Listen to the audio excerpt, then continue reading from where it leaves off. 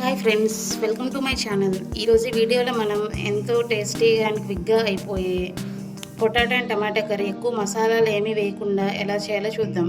First potato తీసుకొని peel చేసి వాటర్లో వేసి ఒక 2 to 3 టైమ్స్ క్లీన్ చేసి పక్కన పెట్టుకోండి. అలాగే టొమాటో, ఉల్లిపాయ కూడా కట్ చేసి రెడీగా పెట్టుకోండి. ఇప్పుడు స్టవ్ ఆన్ చేసి గిన్నె పెట్టి ఆయిల్ వేసి హీట్ ఎక్కినాక పోపు దినుసులు, కరివేపాకు వేసి అవి చిటపటమన్నాక మనం కట్ చేసి పెట్టుకున్న ఉల్లిపాయ ముక్కలు కూడా వేసి ఒకసారి మిక్స్ చేసి గోల్డెన్ బ్రౌన్ కలర్ వచ్చేదాకా మగ్గించండి.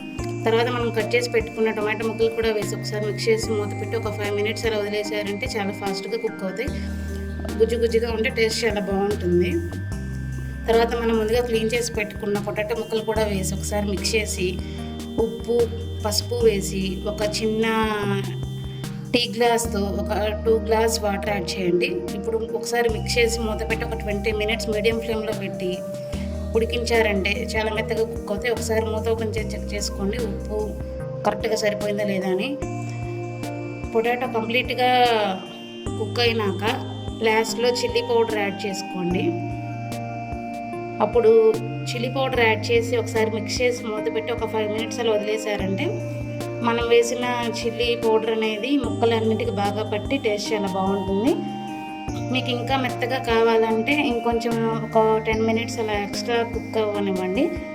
అప్పుడు గ్రేవీలాగా వస్తుంది. అప్పుడు గ్రేవీగా ఉంటే చపాతీలోకైనా దోశకైనా చాలా బాగుంటుంది ఈ కూర. మసాలాలు ఏమీ వేయకపోయినా కూడా చాలా టేస్టీగా ఉంటుంది. మీరు కూడా ఈ రెసిపీ ట్రై చేసి ఎలా వచ్చిందో నాతో కామెంట్ సెక్షన్లో షేర్ చేయండి. ఈ వీడియో మీకు నచ్చితే లైక్ చేయండి. అలాగే మీ ఫ్రెండ్స్తో, మీ ఫ్యామిలీ మెంబర్స్తో షేర్ చేయండి. మరిన్ని రెసిపీస్ కోసం మన ఛానల్ని సబ్స్క్రైబ్ చేసుకోండి. Thank you, love you all. Me support ఇలానే నాకు అందించండి. Thank you.